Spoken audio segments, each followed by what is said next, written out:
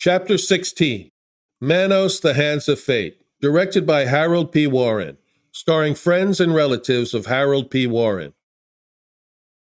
You have to answer for Santino, Carlo. Michael Corleone says this right before he has his brother-in-law strangled to death in The Godfather. Today we took care of all family business. What do you think? I make my sister a widow? No, Carlo, you're out of the family business. That's your punishment. I was able to write that dialogue from memory because I've seen The Godfather so many times and I love it so much. I hate Carlo, even though there are other characters in the film that I root for who are evil, murderous bastards. But I was happy when Sonny beat the crap out of Carlo on that street in New York, and I took great pleasure in seeing him cry before he was killed. Honestly, was anyone ever upset to see Carlo die? He was a wife-beating piece of shit. Fuck him. I guess I'm talking about The Godfather because I'm trying to avoid talking about Manos, the Hands of Fate. But there's another reason why Michael's saying, you have to answer for Santino, Carlo, resonates with me.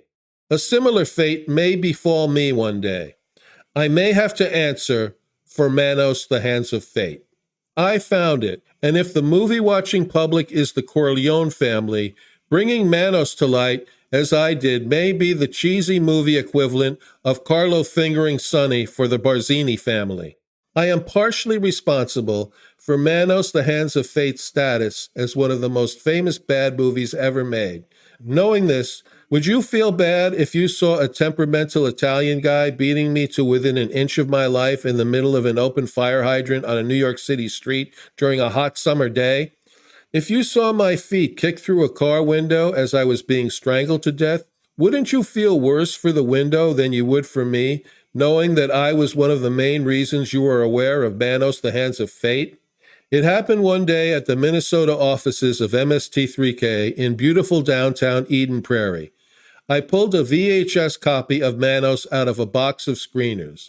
I watched it, and I knew it was a film that Mystery Science Theater 3000 had to do. My colleagues agreed with me, and the world as we know it was never the same. In the world of cheesy movies, Manos, the Hands of Fate is my original sin, and there's no rosary bead long enough to atone for what I did. Think of what happened in the post-Manos world.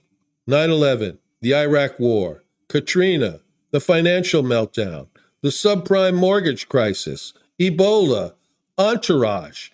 Sure, you can make the argument that all of those things are all someone else's fault, but am I so off base to make a connection between the problems of the modern world and Manos, the Hands of Fate? Yes, of course I am, but hear me out. The most impactful character in Manos was Torgo, and in his wake came George W. Bush, the most Torgo-like president we've ever had. He served a master, Dick Cheney, and he slowly brought America into a coven of depravity and evil, driving our entire nation the wrong way and getting us lost on a backcountry dirt road in Texas. Something else Bush and Torgo have in common. They're both from Texas. Luckily for me, Bush and Cheney were never put on trial for their crimes against humanity.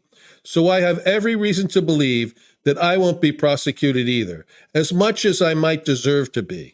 I tend to be very hard on myself. All Catholics are child prodigies when it comes to original sin. So I am always on the lookout for the cosmic punishment that I know I have coming to me.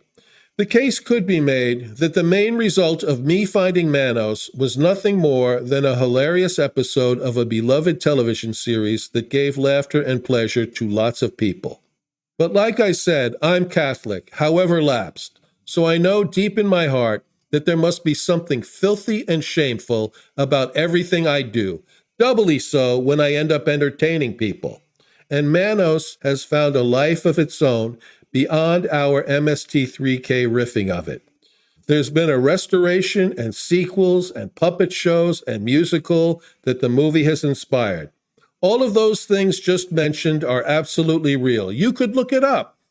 But the sins of the cheesy filmmakers are visited upon the sons, or at least the people who find the cheesy films and expose them to the world.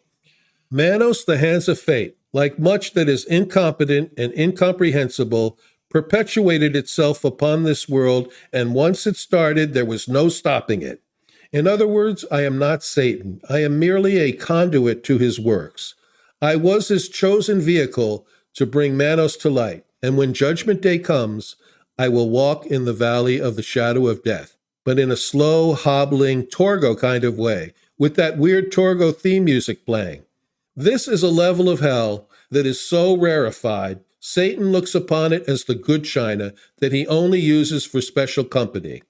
That is the dark realm in which Manos, the Hands of Fate, dwells, and I opened up the portal and unleashed it on the world. You're welcome.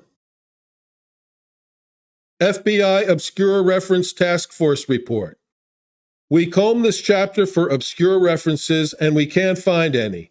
Manos, the Hands of Fate is not an obscure reference, and the author is partly responsible for that. This is a criminal matter that should be taken up with the Justice Department as a whole. An infraction of this magnitude is beyond our jurisdiction.